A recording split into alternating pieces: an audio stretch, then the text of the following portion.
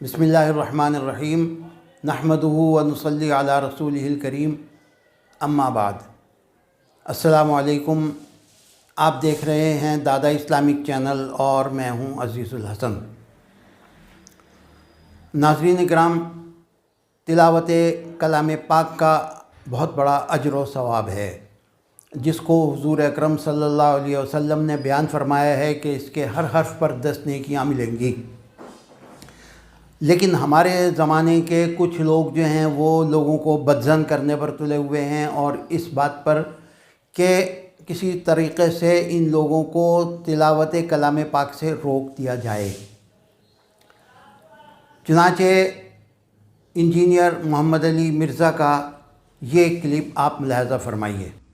ترجمہ پڑھے اور قرآن کو سمجھے۔ قرآن اس لیے نازل ہوا ہے، یہاں پہ بھی ہے نا کہ اس لیے ہم نے عربی میں نازل کیا تاکہ سمجھ سکو، یعنی عربی لوگوں کو، اور اسی لیے علماء نے ترجمے کیے تاکہ تم اردو میں سمجھ سکو۔ یہ امپلائیڈ ہے اس کے اندر۔ یہ آپ نے دیکھا، یہ فرما رہے ہیں کہ کلام پاک کے نزول کا اصل مقصد یہ ہے کہ اس کو سمجھا جائے اور اس پر عمل کیا جائے، اور اسی لیے علماء کرام نے اس کے ترجمے کیے۔ تو اس کے اندر غلط فہمی یہ پیدا کر رہے ہیں کہ آپ جو تلاوت کرتے ہیں وہ نہ کریں اور اس کو ترجمے سے اور سمجھ کے پڑھیں۔ اس ویڈیو کے 2 حصے ہوں گے، ایک تو آج یہ ریکارڈ ہو رہا ہے اور ایک چند روز کے بعد میں اپلوڈ کروں گا اس کا دوسرا حصہ۔ تو میرا ایک بہت معصومانہ سوال ہے کہ کلام پاک کا، جیسے آپ فرما رہے ہیں کہ علماء نے اس کے تراجم کیے تاکہ اسے سمجھا جائے، اس کا پہلا ترجمہ حضرت شاہ ولی اللہ محدث دہلوی رحمہ اللہ نے 250 برس پہلے کیا۔ اب درمیان کا جو عرصہ ہے، اسلام چونکہ پہلی صدی ہجری کے ہی اندر یہ پوری دنیا کے اندر پھیل چکا تھا، عرب سے نکل کر غیر عرب اقوام میں، تو تقریباً 1150 برس تک جو لوگ تھے وہ تو ان تراجم سے محروم تھے، اور ان کی تعداد جو ہے وہ کروڑوں میں جاتی ہے۔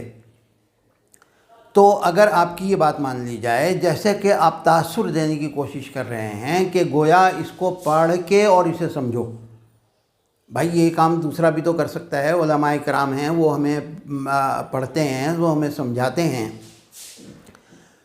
تو یہ برائے مہربانی یہ تاثر دینے کی کوشش نہ کریں۔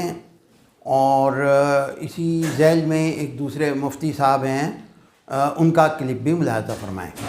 میں بالکل وثوق اور دلائل کے ساتھ ثابت کر سکتا ہوں کہ قرآن عظیم کے ایک رکوع کو اگر آپ ترجمہ اور تفسیر کے ساتھ پڑھ کر اچھی طرح سمجھیں، یہ آپ کے 50 قرآنوں پر بھاری ہے۔ آپ نے دیکھا، یہ فرما رہے ہیں کہ میں دلائل سے ثابت کر سکتا ہوں کہ ایک رکوع کو اگر سمجھ کے پڑھ لیا جائے تو وہ 50 قرآن تلاوت کرنے کے سے بھی زیادہ ہے، اس کا ثواب ہے۔ یہ جناب علی، یہ ہوتے کون ہیں؟ میں پوچھ سکتا ہوں یہ کون صاحب ہیں اور یہ کون سے دلائل سے ثابت کر رہے ہیں؟ یہ تو آپ صلی اللہ علیہ وسلم کے فرمان سے، اللہ تعالیٰ کے کہنے سے یہ باتیں ثابت ہوتی ہیں، یہ دلائل سے تھوڑی ثابت ہوتی ہیں۔ دلائل تو کچھ اور کہہ رہے ہیں۔ دلائل تو یہ کہہ رہے ہیں کہ جنہیں آپ یہ کہتے ہیں کہ ان کا پڑھنے کا کوئی فائدہ نہیں ہے، یہ بغیر سمجھے پڑھ رہے ہیں، حالانکہ وہ سمجھ رہے ہوتے ہیں، وہ اس کے معنی، کس لفظ کے کیا معنی ہیں یہ نہیں جانتے، مگر وہ یہ جانتے ہیں کہ یہ سچی کتاب ہے، یہ اللہ کی کتاب ہے۔ تو یہ سمجھنا ہی اصل مقصد ہے، یہ نہیں ہے کہ آپ اس کے لفظی ترجمہ ضرور آپ کو معلوم ہو۔ اگر معلوم ہو اور آپ جانتے ہیں تو یہ ایک احسن بات ہے، اچھی بات ہے، مستحسن ہے، مگر یہ کہ اس کو یہ کہنا کہ اس کا کوئی فائدہ ہی نہیں ہے، جبکہ آپ صلی اللہ علیہ وسلم نے فرمایا کہ اس کے ایک حرف پر 10 نیکیاں ہیں، اور رمضان میں اگر آپ تلاوت کریں گے تو رمضان میں ہر نیکی کا ثواب بڑھایا جاتا ہے، تو تلاوت کلام پاک کا ثواب بھی بڑھایا جائے گا۔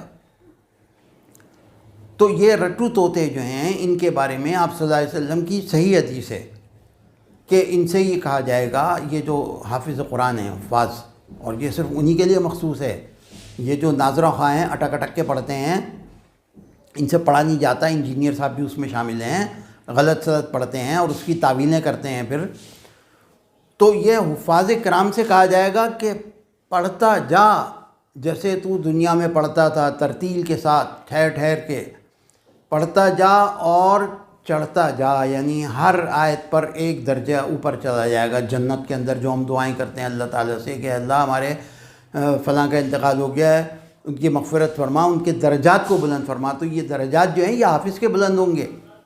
اب اگر کوئی اس میں تعویل کرنے کی کوشش کرے کہ وہ بعمل کے ہوں گے تو جناب بے عمل بے جنت میں جائے گا. اس کو اگر کوئی سزا ملنی ہوگی، اللہ تعالیٰ ہم سب کو محفوظ فرمائے، تو وہ سزا اپنی پوری کرنے کے بعد جنت میں جائے گا. اور جب وہ جنت میں جائے گا پھر اس سے یہی کہا جائے گا پڑھتا جا اور چڑھتا جا.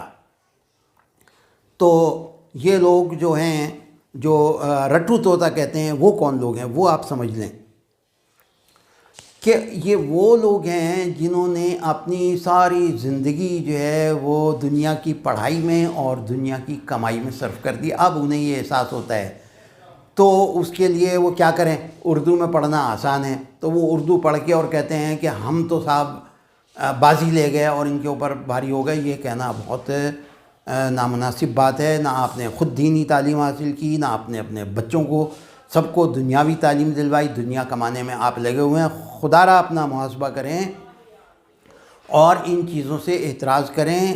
یہ تکبر کے ذیل میں آتا ہے کہنا کہ یہ بیکار ہے پڑھنا. ہاں اگر یوں کہا جائے کہ بھائی یہ ٹھیک ہے یہ اچھا کام ہے، لیکن اگر تھوڑا بہت سمجھ بھی لیا کریں قرآن کلام پاک کو تو یہ زیادہ اچھا ہوگا. تو یہ کہنا تو بہتر ہے. اور جہاں تک یہ بات ہے کہ بغیر سوچے سمجھے پڑھنا اس کا کوئی فائدہ نہیں ہے، تو اس کی ایک دلیل یہ ہے کہ یہ کلام پاک کا اعجاز ہے. اس کا ہر حرف نورانی ہے. جب آپ پڑھتے ہیں تو آپ کے گرد نور کا ایک حالہ بن جاتا ہے.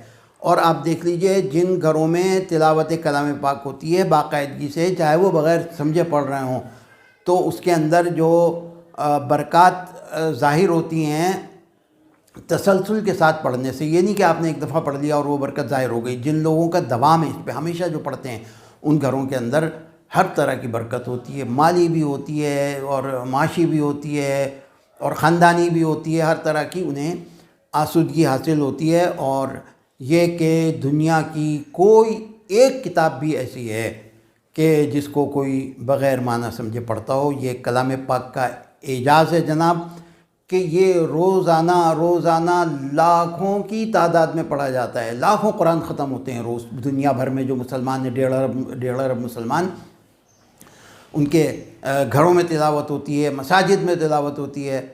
تو یہ جو لوگ گمراہی پھیلا رہے ہیں، خدا را ان کے بہکاوے میں نہ آئیں اور آپ تلاوت کرتے رہیں. اس کی بڑی برکات ہیں. ہاں یہ ہے کہ اگر معنی سمجھ کے کریں تو لطف دوبالا ہو جائے گا. چینل کے ساتھ جڑے رہیے اور ویڈیوز جو ہیں وہ آپ دیکھتے رہیے. وآخر دعوانا ان الحمدللہ رب العالمین.